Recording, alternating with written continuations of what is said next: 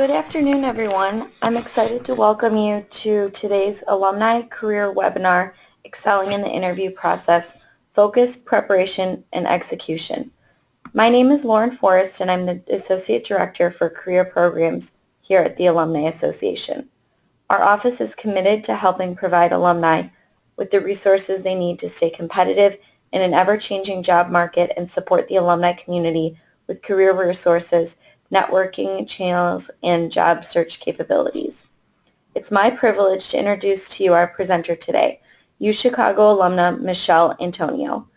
Michelle Antonio is a professional career coach who is passionate about leveraging her 16-plus years of experience in recruiting, consulting, and career management leadership roles to partner with alumni to help them achieve career success through the powerful of insightful self-assessment, clarifying one's career goals, and creating actionable job search strategies. She spent 4 years at Informative Resources, Inc., providing market research and consulting services to consumer packaged goods clients.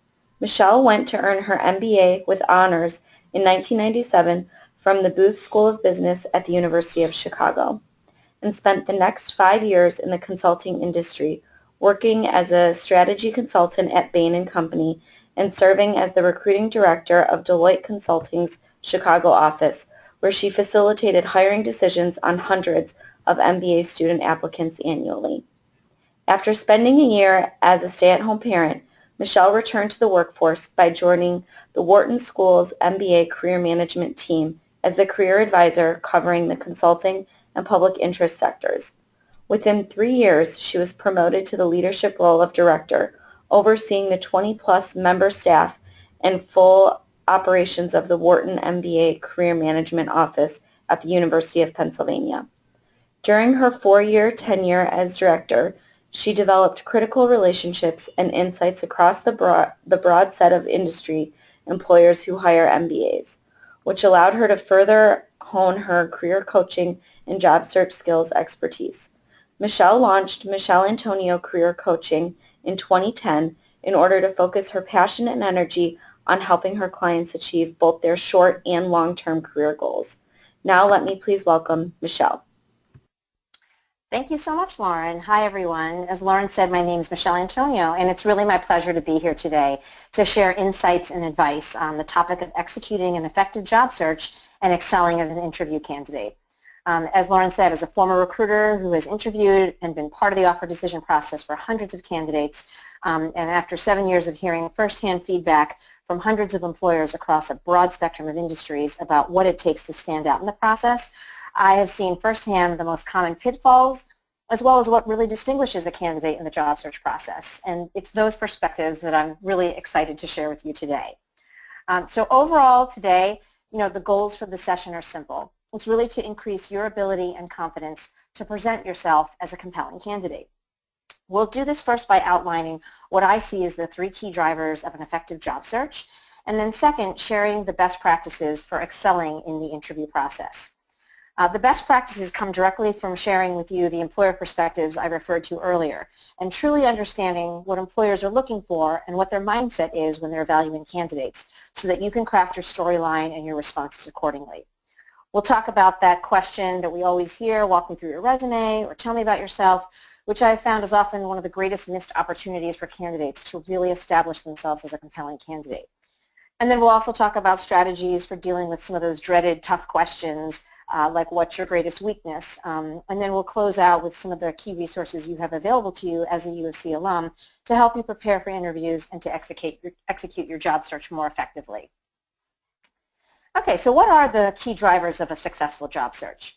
Well, based on my experience as a recruiter and in working with job search candidates, I think there are 3. First is having the right job search focus. Second is being a compelling storyteller. And third is being proactive and disciplined in your job search planning. Now, in terms of job search focus, that may seem obvious, but I've encountered many unsuccessful job search candidates who hurt their effectiveness in the job search process simply by being too broad, thinking that the more types of jobs that they're open to and that they apply to, the higher the probability that they're going to find something. So while it's true that you don't want to be too rigid and narrow, in your job search criteria, such that you're looking for like a 1 in a million type job, the important distinction is that you want to have interest-driven and realistic career goals, meaning that you want to target jobs that you are truly interested and passionate about, not that are just based on your previous training or experience, because you're going to be a much more compelling and effective candidate if you can convince the employer that you're truly excited about a role versus only focusing on just being qualified for the position. So really taking the time to understand what you're interested in and what you're passionate about and targeting roles that encompass those genuine interests, those are the roles you're going to be better positioned and more effective at selling yourself for. And that genuine enthusiasm can go a long way in compensating for maybe having less direct years of experience than another candidate who may be very experienced but isn't really bringing a lot of energy or enthusiasm to that career. Realistic goals mean doing enough research or due diligence to ensure that you are targeting roles that are realistic given your skill set or the experience or geography that you're targeting. Now, I don't just mean being realistic about what you aren't qualified for, but also what you are qualified for. Because again, I've seen a lot of candidates write off career paths or jobs that they would truly be excited about because they believe that there's no realistic way to transition or to make that career switch, when in fact they do have the ability to position themselves as a stronger candidate than they realize. I do a lot of work with career switchers in my private practice, and while some career switches are more challenging or unrealistic than others, I do so often see candidates limit themselves unnecessarily. So the key message is to invest the time to do some research to make sure you're not giving up on a desired career path prematurely.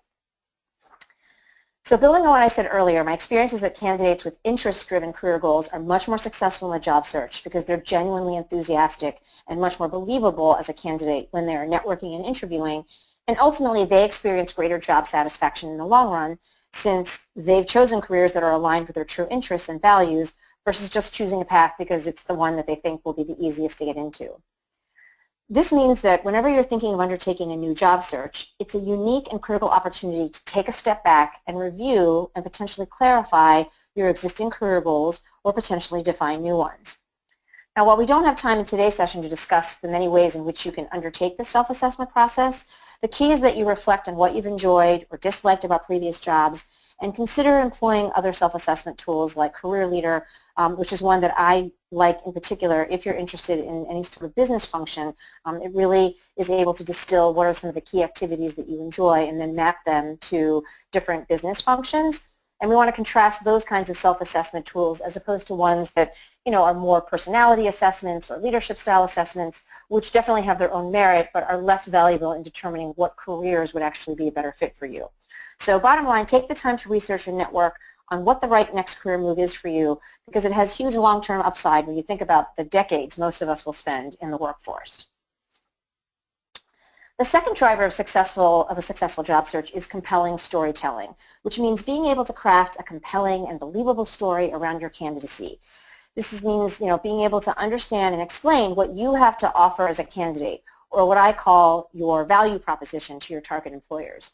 I refer to this as your employer-oriented value proposition because you should always be very aware and cognizant of what are the skills and traits that your target employer will value, and not just focused on all the details of your experience or just saying what you think you find the easiest to say about yourself. Once you've defined your value proposition, which consists of the 3 to 4 key strengths or personality traits and passions that define you, then you'll want to create standout marketing materials such as your networking pitch, your resume, your LinkedIn profile that reflect this value proposition. The other key area where you're going to use your compelling storytelling skills are going to be in the interview process, which we'll delve deeper into in a few minutes. So, how do you go about creating this compelling story for your candidacy? First, you need to create a storyline, which is a cohesive narrative that connects or explains how all of your past choices and experiences have made you into the person you are today, which is someone who has built the skills to be capable of doing the job you're interested in and who's the kind of person who is genuinely interested in the type of role you're applying for and who has a particular reason for wanting to do the job at this particular company that you're talking to.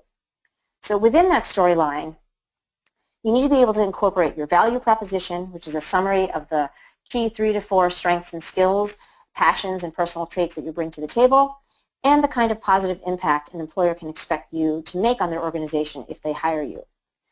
If you want to be a successful career switcher, you're also going to need to be able to convince employers that you truly understand the job that you're applying for and how your background is applicable so that you can come across as a lower risk candidate than they may have initially thought. Once you've created this compelling story, you'll have many channels to share your story and where you get to reinforce and strengthen your candidacy through repetition. And that's throughout your networking pitch and meetings, your resume, your social media profile, in cover letters, and in formal job interviews. So take the time to ensure that your story is solid and it's consistent across all these channels and that they represent you in the most compelling way possible. So how do you create the most effective marketing documents possible? I say you should follow what I call the golden rule of adopting the employer perspective. What this means is that you need to show the employer that you know exactly how your skills and interests are aligned with their needs by focusing only on relevant content, not your entire life story. You'll then want to incorporate examples of accomplishments that prove you are a result-oriented individual with a track record of success utilizing the skills that are needed for the job. And then last, you want to convey your relevant passions and motivators, not just your skills and experiences. I find that this is a common pitfall where candidates focus so heavily on their experience and the skills that they bring to the table that they forget to focus on what is it that they're passionate and excited about. And that's a very big part of making yourself an appealing candidate, because I don't want to just hire somebody who's good at the job, but somebody who's actually going to enjoy and bring a lot of energy and enthusiasm to the role.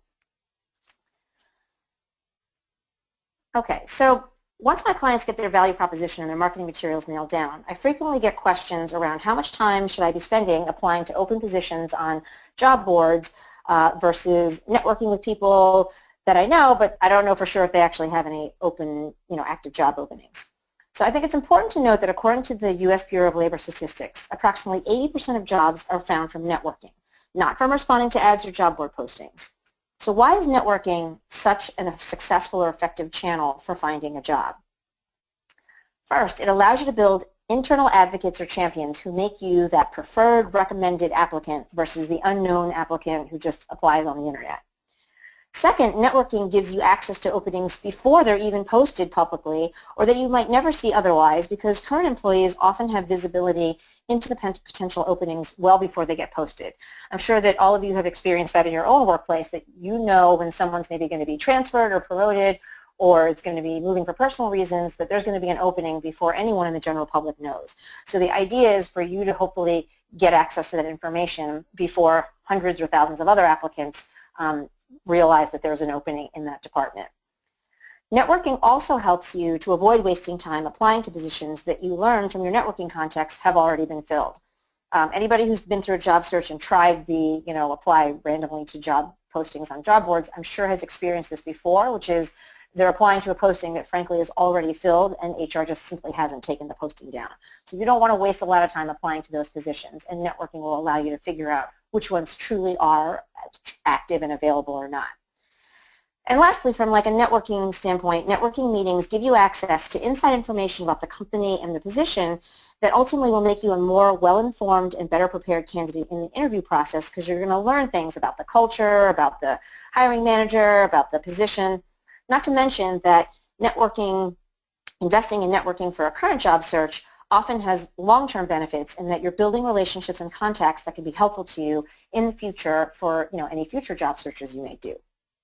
So that's really just my plug for saying that if you're going to undertake a job search, networking is far and away the most effective way to source jobs, even though it feels like there's more investment up front, and it can be easy to say, oh, I'd just love to apply to a number of open positions.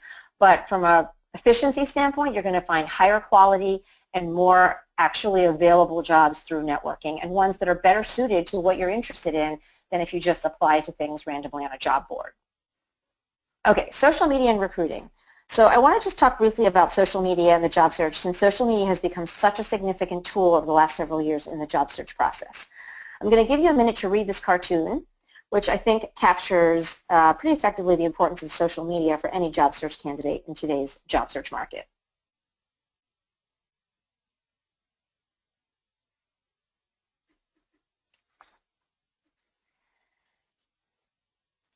Okay, so in all seriousness, you know, even though the cartoon is somewhat humorous, it's absolutely true, more so than ever, that recruiters are looking online to source and research candidates. Survey data indicates that 93% of employers will review a candidate's social media profile prior to making a hiring decision, with LinkedIn being recruiters' top social media network. 55% of employers have reconsidered a candidate based on content that they found online in, let's say, a LinkedIn or a Facebook profile, such as inappropriate photographs or information, content about the candidate's drinking or drug habits, posting negative information about previous employers, coworkers, or clients, profanity, spelling, grammatical mistakes, and certain religious or political affiliations.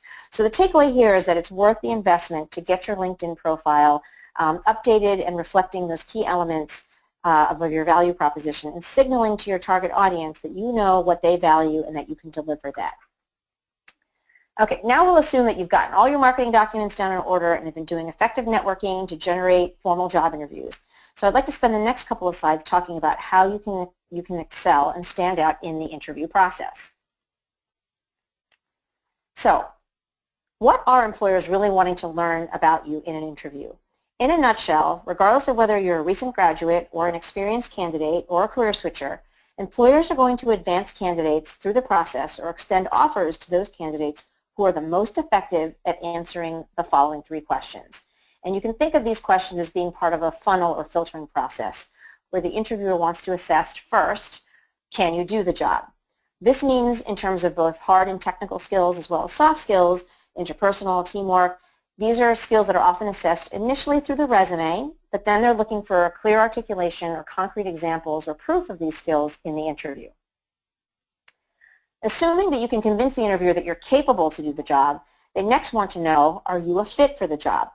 Being a good fit is about figuring out sort of 2 things. One is, are you a good fit for the culture of the organization, as well as, is your personality and temperament a good fit for the career path overall, especially for the positions that come after the position you're currently interviewing for. In other words, you seem like someone who can not only handle the responsibilities of the role today, but you also have the potential to be promotable to the next level above the one you're applying for. Your opportunity to convince them of your fit will be through your responses to the behavioral-based interview questions, which we'll talk about a little bit later, that can really reveal your personality and work style. Lastly, employers want to know, do you want the job? At the end of the day, when it comes down to deciding between multiple candidates who've made it to the final rounds, who can do the job and who seem like a good fit for the job, employers want to hire candidates who not only are qualified and who seem like they'll get along with everybody, but who have convinced them of their genuine passion and motivation to join their particular company in this specific role because they believe that they're likely to accept this offer if they extend it, even if they were to get competitive offers.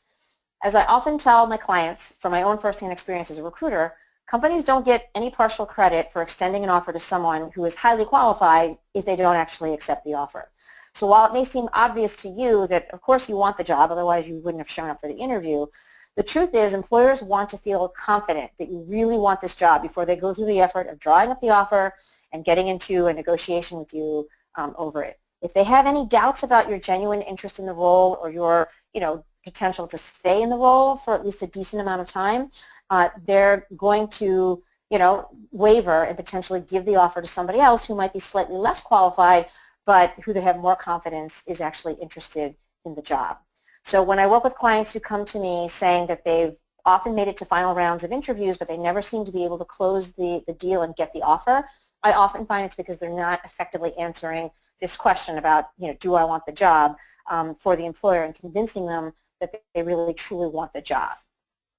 So important to think about, these are the 3 questions that you're constantly trying to answer in all of your responses in the interview process.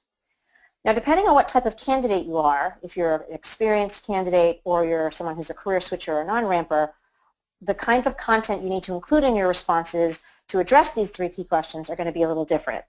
So if you're a career switcher or a non-ramper, which is a term I use for candidates who may have left the workforce and are now returning after an extended absence, I often get questions about how important is it to have direct experience for the job. And the answer is it really depends on how specialized the role is and if a very unique set of skills is required. Clearly, if the role requires highly specialized knowledge in a narrow field, direct experience is going to be more heavily weighted.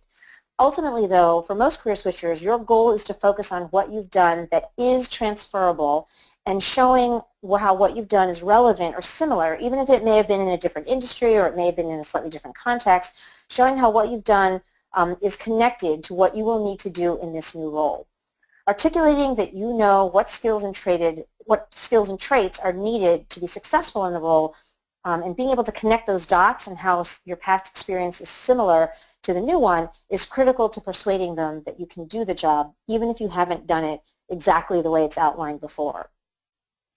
In terms of fit, the more senior or long-term leadership responsibilities a role has, the more important it is that you demonstrate the leadership skills and style that are embraced in that particular organization, since they're going to be looking to hire you as not only a business leader, but a role model for those who report to you.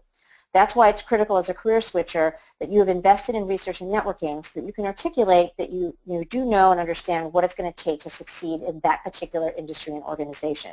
And again, this is where networking can be extremely effective. Ultimately, as we said in the last slide, being able to convince the employer that you really want the job is often the deciding factor amongst finalist candidates. The reason, like I said before, is conveying passion and enthusiasm implies a degree of scrappiness and willingness to learn and to fill any skill gaps that exist to be successful. And as we said before, it makes you a more appealing candidate to extend the offer to because they believe your likelihood of acceptance is high. So that's why throughout your interview responses, you continuously want to articulate and remind the interviewer why you're such a great candidate and that you're excited about the role, the industry, and the company. We'll talk a little bit more about how to do that in the coming slides. Okay, so now let's talk about the key components of the interview.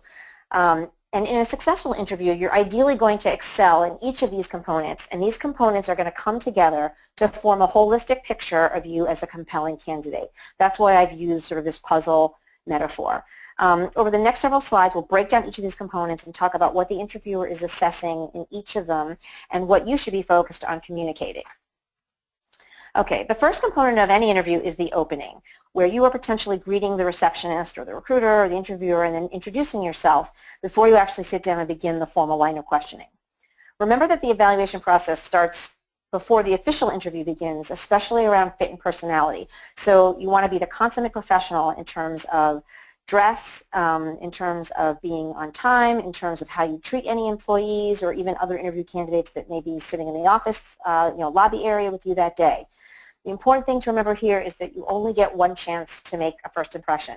So it's worth planning ahead and making sure that you're making as positive an impression as possible. The strategy here is to control the controllable. So plan to arrive at least 15 to 30 minutes early. And that way, if you get there early, you can always hang out in the parking lot or at a local coffee shop if you arrive too early. But if you find yourself running late or you get lost or there's traffic, the stress from potentially being late can have a negative ripple effect on your composure for the entire interview, and you definitely don't want that. Make sure you're dressed appropriately but comfortably, that you're conveying positive facial expressions and have practiced your firm but not hand-crushing handshake, and that you have one or two questions or comments prepared to kind of make small talk as you're walking to the interview room so that you don't come across as being super nervous or unprepared or unconfident, but rather as a professional and enthusiastic and easy to talk to candidate. All right, the other second aspect of the interview is the technical assessment, where the employer is measuring your industry and role-specific know-how as an indicator of both your level of expertise and your commitment and interest in the position. Your strategy here is to make it as easy as possible for them to visualize you in the role. That way they'll have confidence that you're not going to need a burdensome amount of training, nor will you have to overcome a steep learning curve to begin contributing in the role. This is why for career switchers in particular, I really want to emphasize this because I feel like it's a really common pitfall. You want to avoid any voluntary references to what you haven't done or what you can't do or what you don't bring or what you don't know about the job. This is not to say that you should lie or misrepresent your experience, but it means don't actively weaken your own candidacy by reminding employers of what you haven't done. I feel like I work with a lot of career switchers who have this habit of constantly using phrases like, although I don't have direct industry experience in X, or, well, I haven't done this type of role before, I have done X, Y, Z. But starting with those phrases where you focus on what you haven't done simply just diminishes what you have done. So you just want to focus on what you do bring to the table and how your experiences are relevant and applicable in many ways. Like I said, I can't tell you how many times I've interviewed candidates who point out their weaknesses to me when I wasn't even thinking about them, which then made me think these must be serious weaknesses because it's obviously making them so self-conscious that they feel they have to confess it. So just make sure that in your interview practice you are eliminating any language that draws attention to weaknesses or that undermines your candidacy in any way. You should also be prepared for questions around how you would approach common job scenarios that are typical for the role you're interviewing for. So for example, in a lot of leadership roles, there's going to be questions about your leadership style, how you deal with uncertainty or conflict. And again, if you can pull comparable examples from your past and show how they're related to the new job, you'll effectively be answering, can you do the job and are you a fit for the job, since you'll be showing that you've dealt with these situations before, even if they were in a different context. So like I said before, the goal is to give that interviewer a high degree of confidence that you're not going to need a lot of hand-holding or training to be successful in the role. Now let's discuss the fit and behavioral part of the interview. The key tenet of employers asking these types of questions, which are often framed as tell me about yourself or tell me about a time when you did XYZ, is that the premise is that past behavior is the best predictor of future performance. This means that the interviewer is looking to see that throughout your educational and professional history, you've made choices, decisions, and achieved accomplishments that are consistent with someone who possesses the skills and personality traits to be successful in the job. Okay, so let's talk a little bit more about what I think is one of the most important questions and one that almost always comes up in the interview, which is tell me about yourself or walk me through your resume. So why do interviewers almost always ask some version of this question at the start of an interview? A lot of people think, oh, it's just an icebreaker, it's just, to kind of kick things off, but it's like not that big of a deal because I'm basically just going to regurgitate what's on my resume. But the reality is it's because they're trying to assess, as I said before, have your previous choices for jobs, for schools, for majors, have your experiences and your reflections on those experiences, are they consistent with the type of person who's going to be interested and successful in the position that you're interviewing for? So the kinds of things they're trying to evaluate are, first, your level of preparedness, because this is such a standard question that, if you aren't prepared to answer this, it's definitely going to be held against you that you weren't even prepared for something that you should have been prepared for. But assuming you have prepared, as I said before, the goal is to reveal not just the what of your past choices and decisions, but more importantly, the why. Why did you go to the school that you went to? Why did you choose the major that you did? Why did you choose the jobs that you chose? What did you love about them, and why did you decide to leave them, as well as your key accomplishments along the way? Revealing the why and what you learned about yourself from these experiences are going to be what helps them assess if you're a strong candidate for this role, because it's going to reveal what you understand about yourself and what you think it takes to be successful in this job, and do you truly have the core interests and passions that are going to make you a great match for this role and company. So like I said before, the biggest mistake I see for candidates in answering this question is that they only just reveal the facts that are already on their resume. I went to this school, I majored in this, and then I took this job, I had this job title, I was promoted to this position after 2 years. And so they're missing the chance to proactively show how strong a match they are for the job. So just remember, this is the one question that I can almost virtually guarantee that you're going to get in every interview. So you get to completely control the answer. So don't miss the critical opportunity to establish the strength of your candidacy through this response. Remember also that what you reveal in your response to this question can often serve as a prompt to the interviewer for future questions. So ideally, if you select certain accomplishments or examples, hopefully the interviewer will pick up on that and will say, oh, you mentioned this accomplishment. I'd love to learn a little bit more about that. And that way, you're prompting them with examples that you would like to talk about in more detail, because they reveal positive aspects of your candidacy that will support why you'd be a great person to hire. Okay, so now, depending on the type of job seeker or candidate you are, there are going to be certain key questions that you have got to be prepared to answer, and ideally you should proactively answer them in the walk me through your resume question, because these are the questions your interviewer is guaranteed to be thinking about. So you want to control the messaging versus avoiding the question and then leaving them to corner you with a tough question that puts you on the defensive.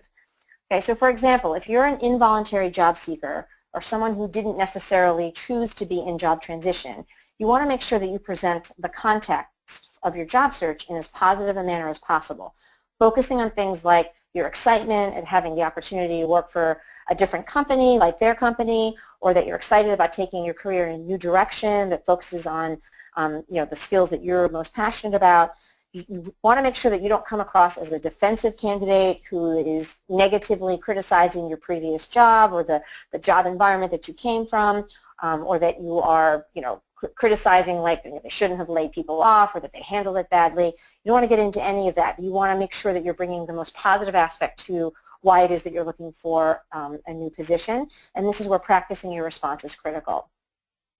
If you're a career switcher or an on-ramper, what I mentioned earlier is someone who's been out of the workforce for a period of time, you're going to want to focus on your transferable skills or skills and activities that you've done that are similar in nature to what you'll do in the new role, even if it was in a different context, like volunteer work, or even if it was in a different industry or setting. You too, like the involuntary job seeker, want to make sure you proactively address the reason for why you're wanting to make a career change at this point in time. Again, framing it in the most positive way possible versus, don't apologize or sound like you're lacking in confidence for why you want to make this change now. Don't forget also to incorporate content around why you're so passionate about rejoining the workforce or making this transition, which will draw, what is it that's drawing you to this new function or industry, as this can be a real strength in your candidacy, as we mentioned earlier.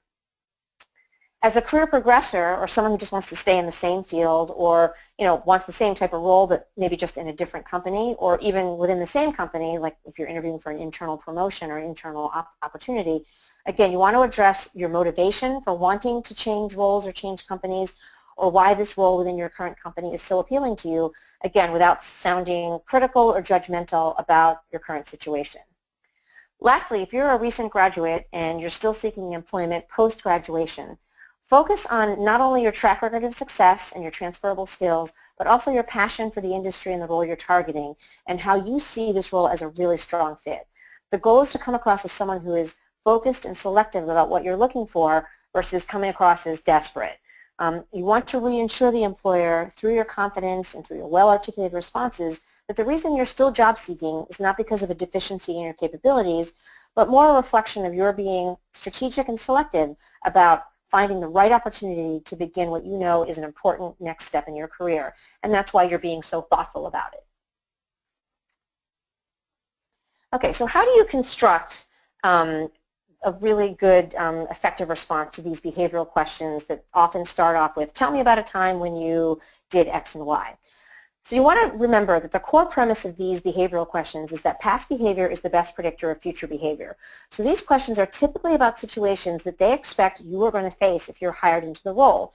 And they want to hear how would you handle this type of situation, and would you behave in a way that is likely to be repeated and successful in future scenarios like this. The best practice for this is for creating memorable responses or stories is what we call the SAR structure, or situation, action, result structure, where you set up the situation or the context for the challenge that you faced.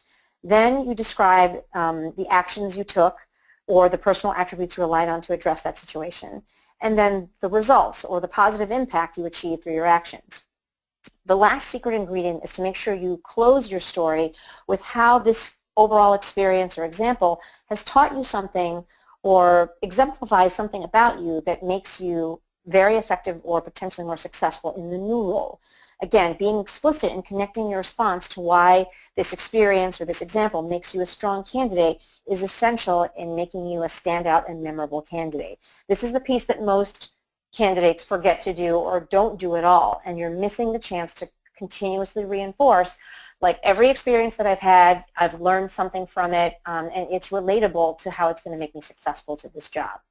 So some tips for creating the most memorable SAR stories possible are, first, make sure that you're answering the question answered. I know that sounds really obvious, but I see candidates who stumble on this all the time because they're so fixated on like a particular story that they want to tell, but it's not really the best example, or it doesn't really fit the question that's being asked, but they can't help it and they just start giving an answer to a question that isn't really the right answer.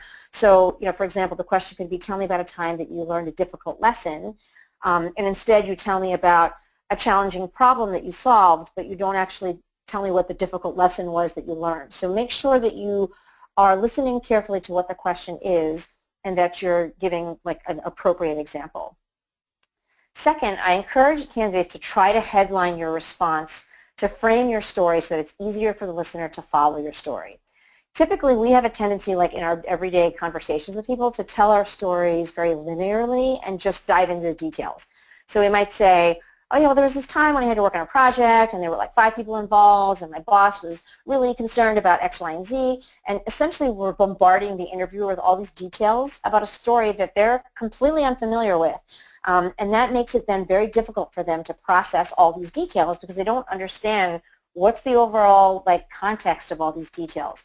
So that's why it's a lot more effective to start your behavioral interview responses with a headline or a punchline of what the story is about first to frame the story.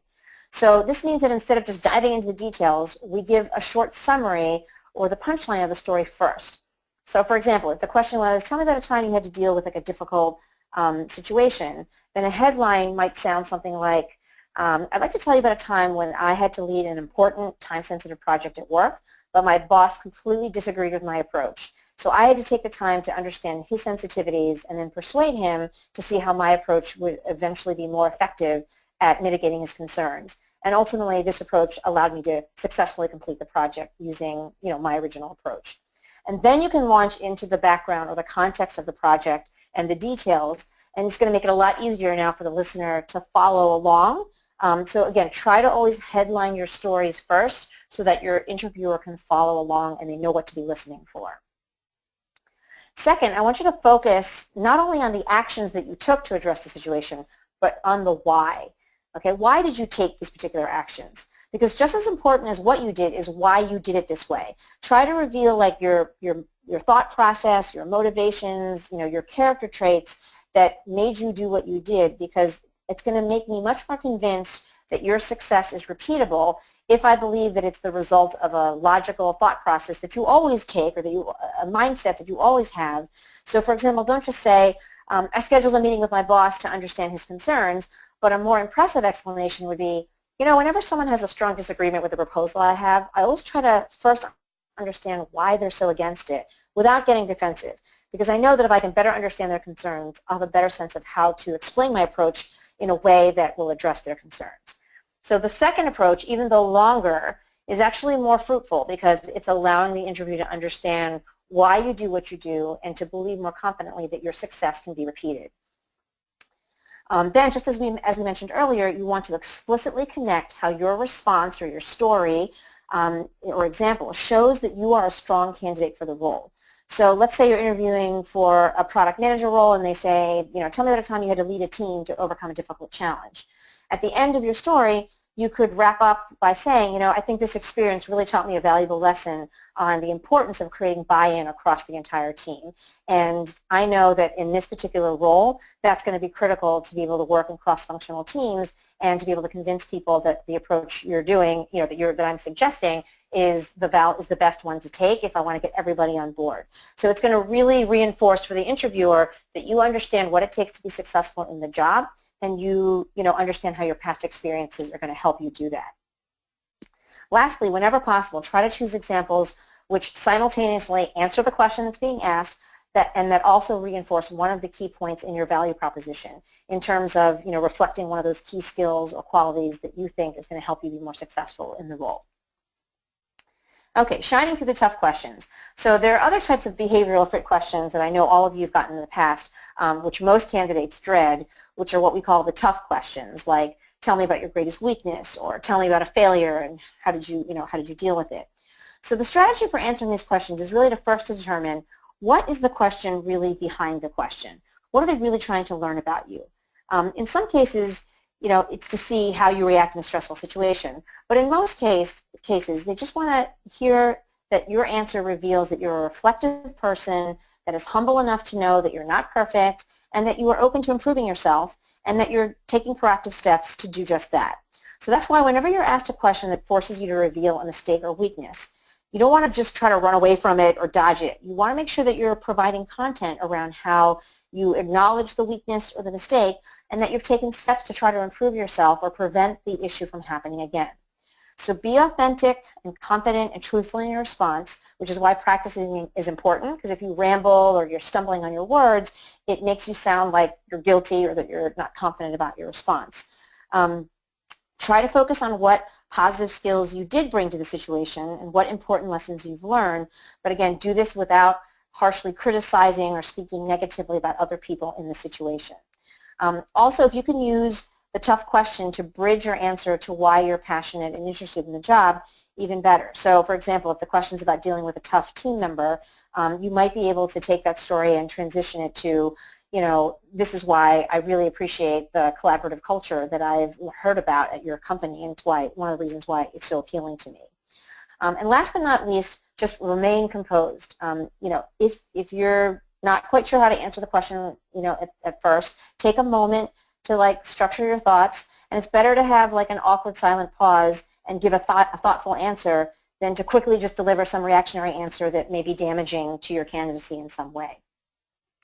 So over the next 2 slides, I've shared some of the most common tough questions that people get and strategies for addressing them. So we don't have time to go through all of these, but I encourage you to go back and look at these slides because you'll find that, you know, being able to answer these questions ultimately prepares you to answer a much broader set of questions as well. You know, some examples: what's your greatest weakness? Or I noticed that you're a career switcher. Why should we hire you over someone with more experience? Where do you see yourself 5 years from now? What are your salary expectations? These are some of the questions, you know, that are very commonly asked. So, you know, as I said before, in general, if you get a question that you don't immediately know how to answer, don't panic. If anything, you know, if nothing else, you want to show that you can do well under pressure. So remain calm, and you can buy yourself some time by saying things like, you know, that's a really great question. There are several examples that are coming to my mind, but let me think about which one might be the best one. And then, you know, really think, you know, you give yourself a minute to like think about what would be a good example. Also try to think about, you know, again, what are they really trying to learn about you? And maybe you don't have the perfect example of that, but maybe you can find something else that still speaks to that quality that they're trying to reveal about you. In the end, be honest, and if you don't have an appropriate answer, you know, don't try to fake it. Acknowledge that it's an important question and offer to share an example of something that's similar so that you can keep the conversation going without sounding like you didn't understand the question or that you're just trying to dodge it altogether, which frankly makes most interviewers just want to push harder to get you to answer the question. So finally, let's talk about the closing minutes of the interview, where the employer is evaluating your level of engagement and enthusiasm after the formal interview has transpired. Your goal here is to finish strong and create a final lasting impression that you're truly interested in a strong fit for the position. This can be done by finishing with a high energy level. It can be through smiling and having a confident voice, and through thoughtfully prepared questions for the interviewer, which give the impression that you're truly interested in obtaining the position and succeeding in the job.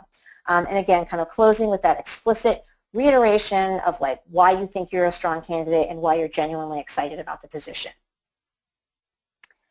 Let's review a couple of the tactics for a great closing and finishing strong.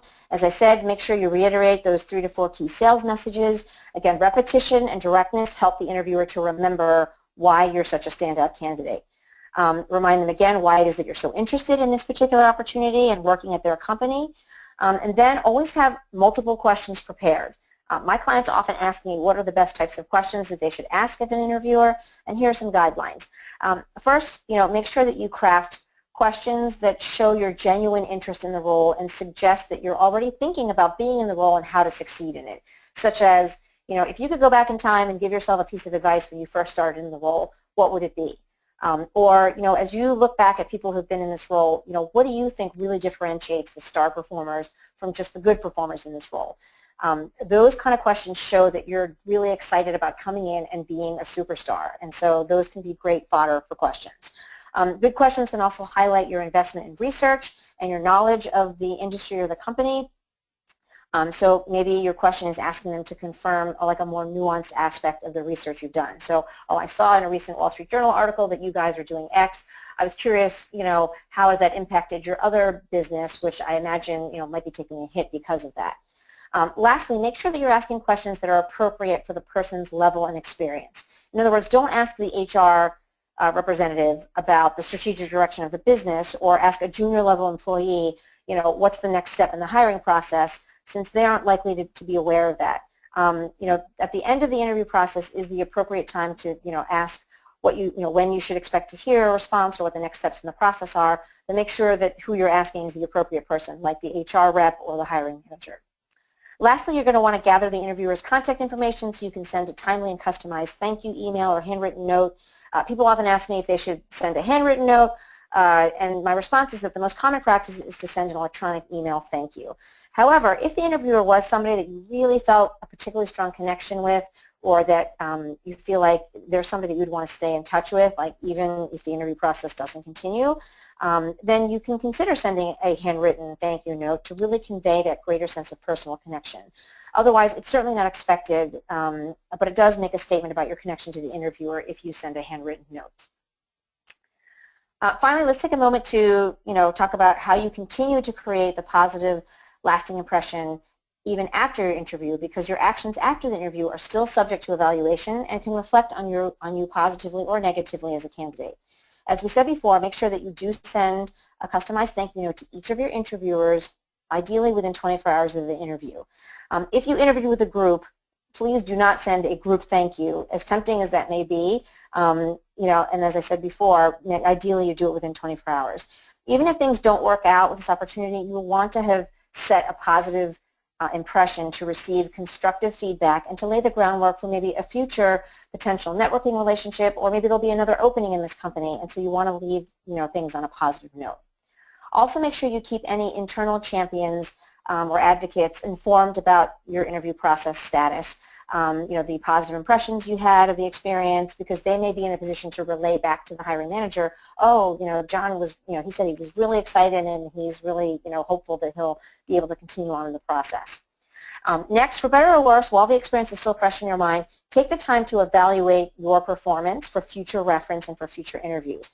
Write down not only, the things that you thought you could do better, but also things that you think you did well so that you can carry those forward into future interviews. Write down any key information about things you've learned about the company, the culture.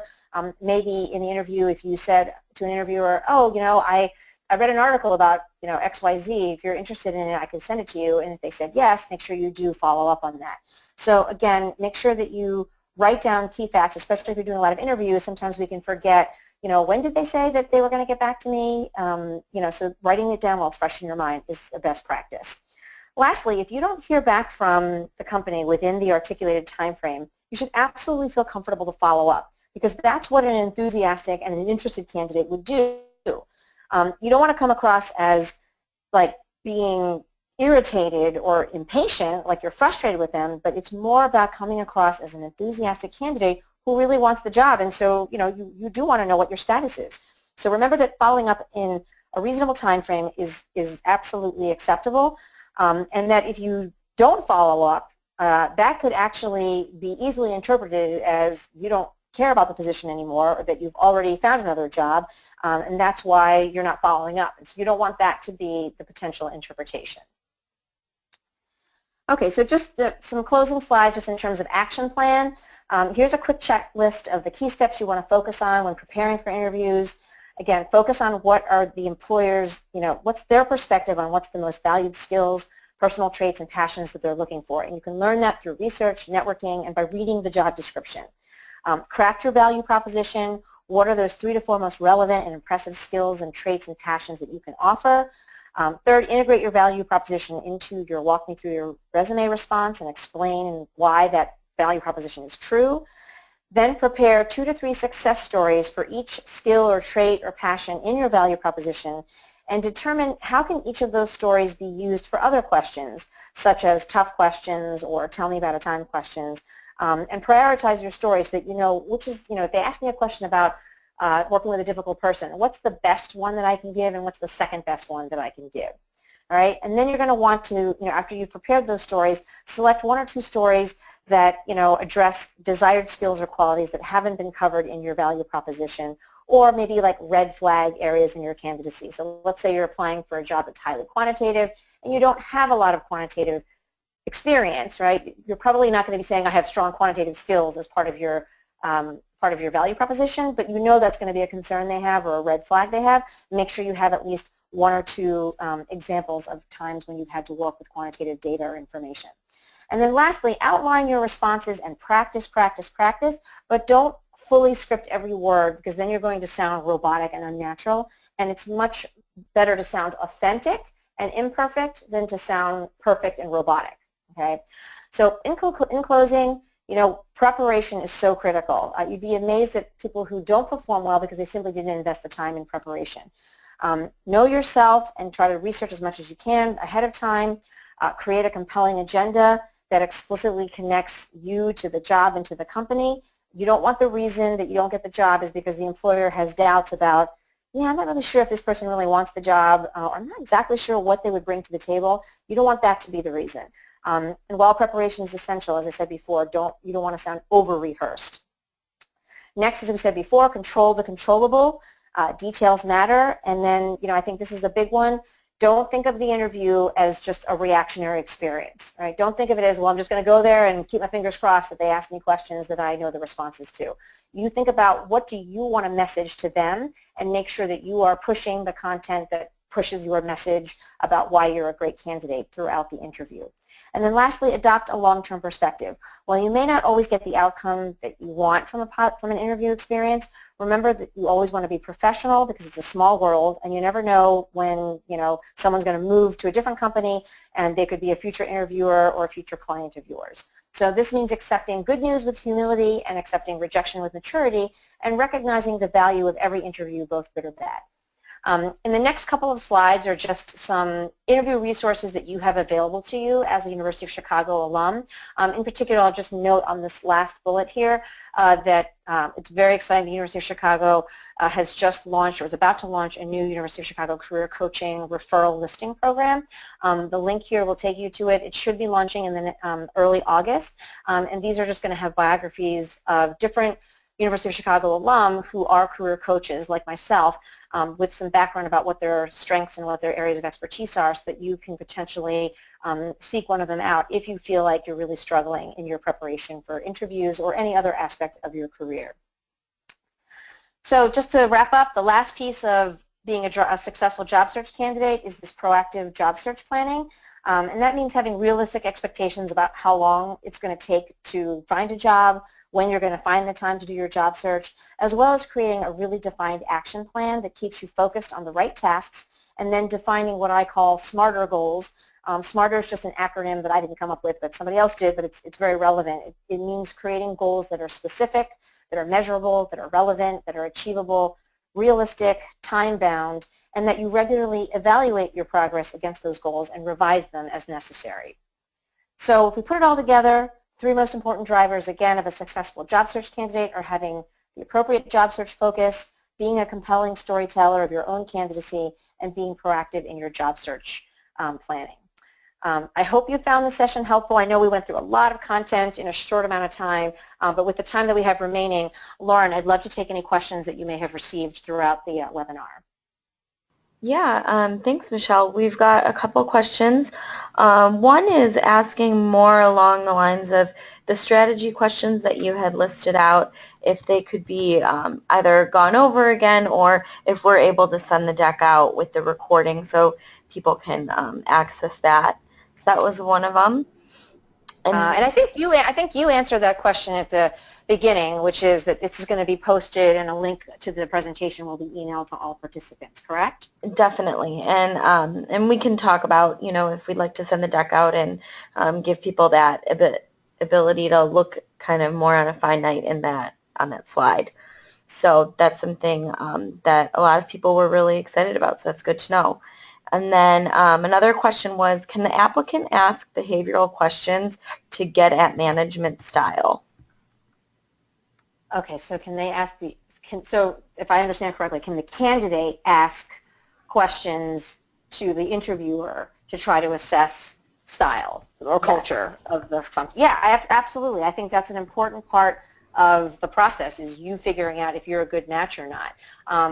Ultimately, if there's something that's important to you and you would potentially not take a job because the cultural fit's not there, then you shouldn't be afraid to ask the question, because the last thing you want is to go work at a place and then within a couple of weeks or a couple of months realize this is a terrible fit. Now, I think the key is that, you know, you want to ask it in a respectful way, Okay, so not in a I mean, I don't know the context of the situation, but you don't want to say like, well, in my last job, people were always acting like this way, or like it was really annoying that people did X and Y. Do people here do that too? So you certainly don't want to speak negatively about your previous employer, but try to frame it more positively to say, I find that I often thrive in environments that have this characteristic, or where people interact in this way. Like, in your experience, what's been your experience when you're trying to make a tough decision as a team? What usually is the approach that's taken? So you can certainly ask it in a more neutral or constructive or positive way, rather than like, I'm trying to find something out that's very negative about your company. Does that hopefully answer the question? Yeah, I think it does. And if it doesn't, anyone can feel free to continue to chat me.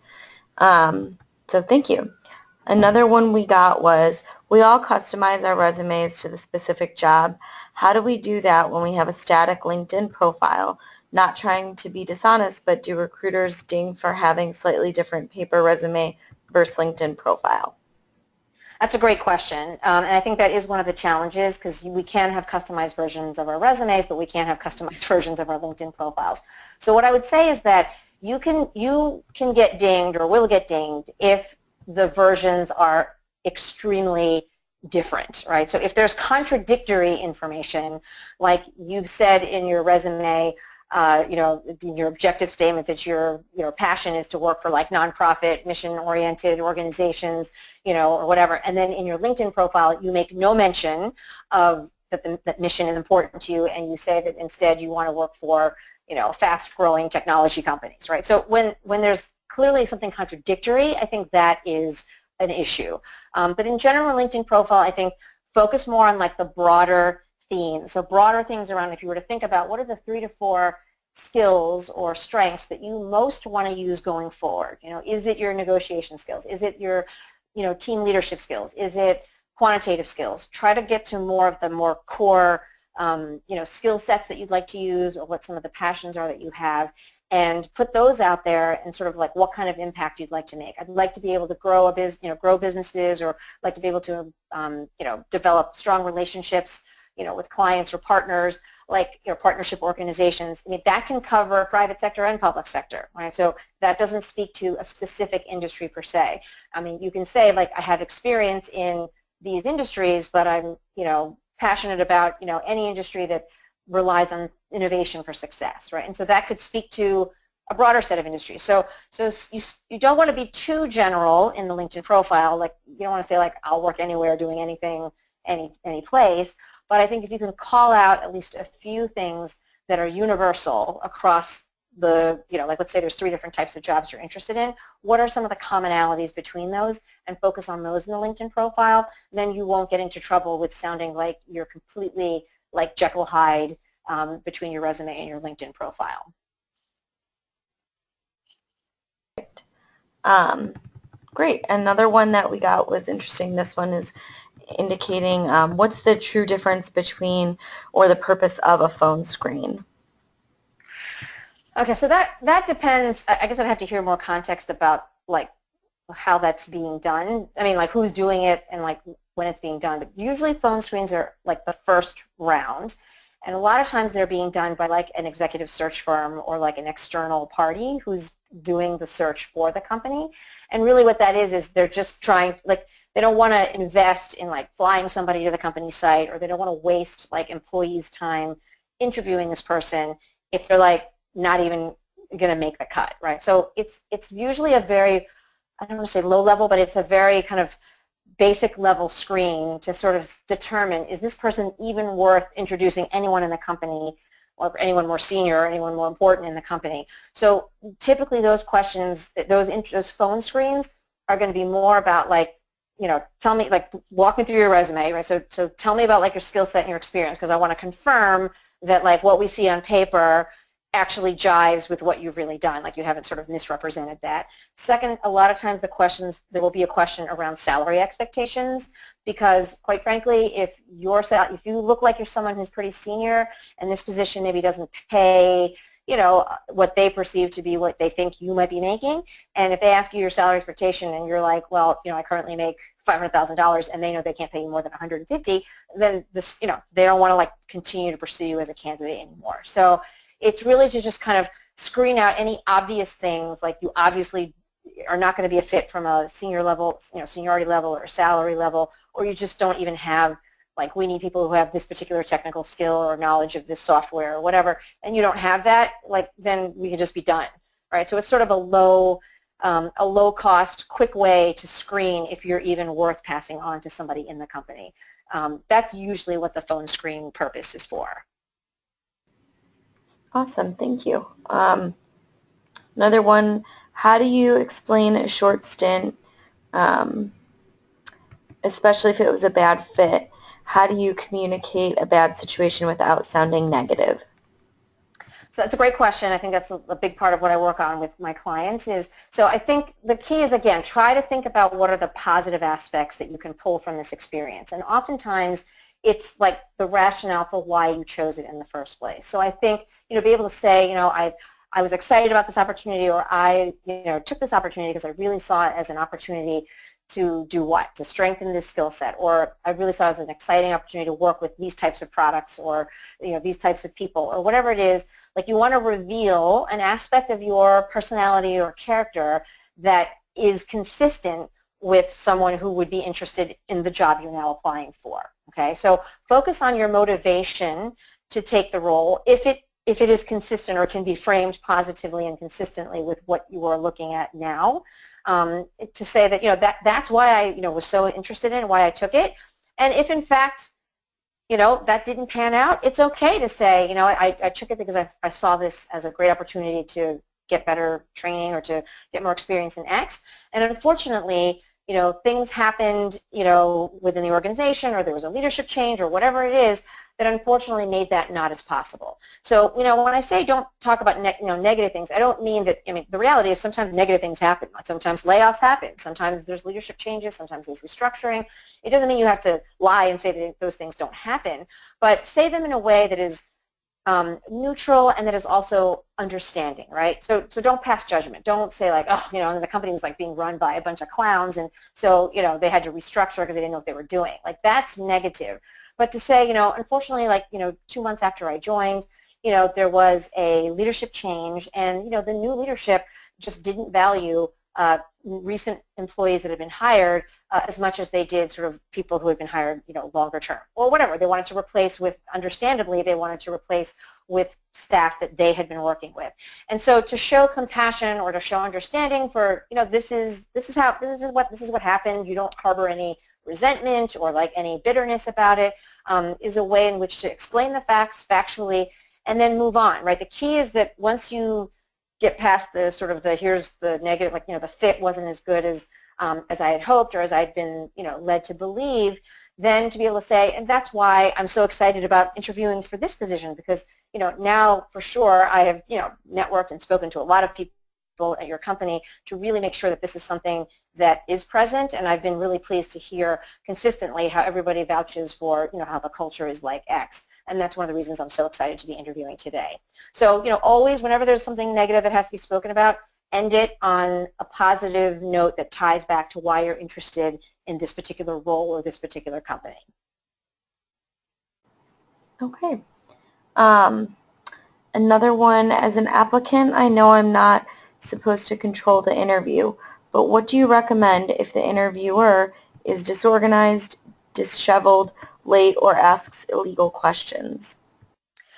Okay, so I disagree slightly with the I'm not supposed to control the interview. So while it's true that you shouldn't like hijack it and like refuse to answer the questions that they're asking you, I would argue that you do have some control over the interview and that you shouldn't be afraid to exercise that control, because again, you should be walking in with an agenda to say, I have some key messages I want to get across, and I'm going to make sure that I find a way to do that. And so, in terms of like, it does happen quite a bit. Interviewers who are disorganized, who like clearly didn't look at your resume before, stepping into the interview room. So again, the key is to remain calm, remain professional.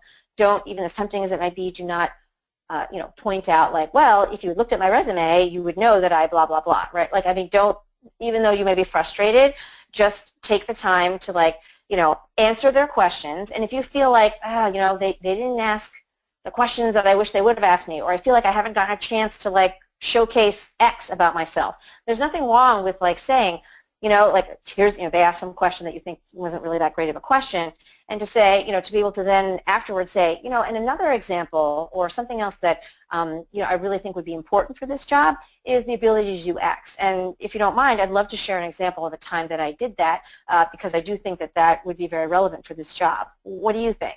So again, you're not going to steamroller them, but frankly, it's true. A lot of interviewers sometimes are frankly distracted. They just came from like a crisis that occurred, or they have another crisis that they're going to have to deal with as soon as this interview is over. And sometimes they do appreciate if you can spoon feed them the information that they really should be trying to get from you, but they just haven't had the ability to prepare well. So I think as long as you do it in a respectful way and in a supportive way, to say, here's something which, I would very much like to share because I feel like it would be relevant for this job, that's reasonable. Like you're pointing out that you know what it would take to be successful in this job, and you'd like to give an example of it. I often tell clients, like, if you said that here's like 3 qualities that I feel like I bring to the table that I know would be important for this job, and throughout the interview, by the end of the interview, I feel like I've been able to cover 2 of them really well, but there was one of them that I just didn't, he didn't ask me any questions about that, and I really want them to know that I'm good at that, that at the end when they say, oh, do you have any questions, whatever, I would take that time to say, before I ask my questions, there's one thing that I really had been hoping to talk about, because I do think it's a key selling point, or it's something that I think is important to being successful in a job, and it's teamwork skills. I think this job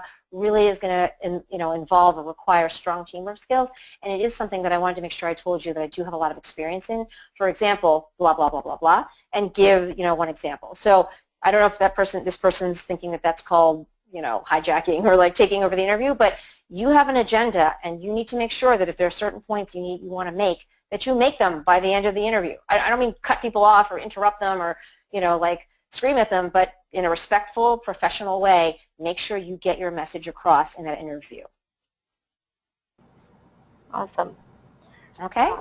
And then we could take one more question, and this one is, how should recent graduates talk about a gap year?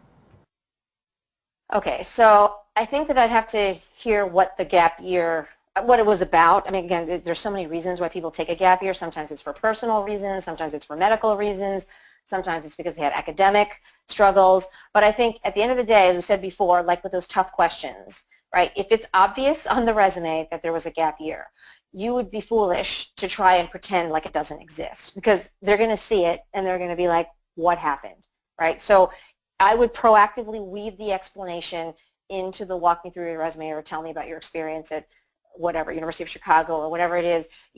They're thinking it, and if you avoid it, it seems like you're hiding something. It seems like you're embarrassed, or that you're self-conscious, or that it's so bad that you don't even want to touch it. So to alleviate that concern, you've got to be able to present it calmly and with confidence, and not sound like you're embarrassed or ashamed or apologetic about it. So again, I don't know the context of it, but if the gap was because of academic struggles, I think just be straightforward and say, you know what, I had to take a year off. I was dealing with some personal struggles or with some personal issues that affected my ability to perform as well as I would have liked, and so I thought that a gap year or taking a year off was going to be important for me to really focus on X, whatever it is. So focus on like the motivation, and that it's coming from a good place, right? It's coming from, I want to be thoughtful, I want to do better, I thought I could use that time to improve myself in this way, or I was dealing with a family situation that unfortunately I felt was the highest priority for me at that time, and so even though obviously the timing was not ideal, I felt like it was more important to like focus on my family issues or personal issues, and then come back being able to concentrate fully. And so in the end, I was able to come back, I graduated with honors or whatever it is, and I'm really glad that I took the time to do that. So, again, focus on the positive aspects of what, why you wanted to do it, the positive aspects of what you got out of taking that break, and, very quickly then transition to the positives of, graduating with honors, or really then being able to get a lot out of the classes that you did take eventually, or that you came with sort of a better time management skills or better perspective. Whatever it is, focus on the positive, not on all the terrible reasons, like of the negatives of like taking the gap year. So address it concisely, confidently, maturely, and then move on to like more current type of things that are, like why you're interested in the company and what it is that you bring to the table. Hopefully that answers, but yeah, without knowing the specifics of the gap year, it's hard for me to give a truly customized answer, but hopefully that gives some techniques. Yeah, I think that's great. And in concluding with the webinar, I want to say thanks to everyone for joining us today for the presentation, and thank you, Michelle, for the informative presentation and really just great information for everyone. Everyone had lovely feedback through the questions and through the chat box, so thank you so much. And as a reminder to everyone, please watch out for your email for a link to the recording of today's presentation along with a follow-up survey. We also invite you to join us online at careers.uchicagoalumni.org, where you'll find upcoming events, webinar archives, our alumni jobs board, and a form to let us know when you've hired another UChicago graduate at your organization. Thank you again for joining us, and we hope to see you at our next alumni career webinar. Great. Thank you, everyone.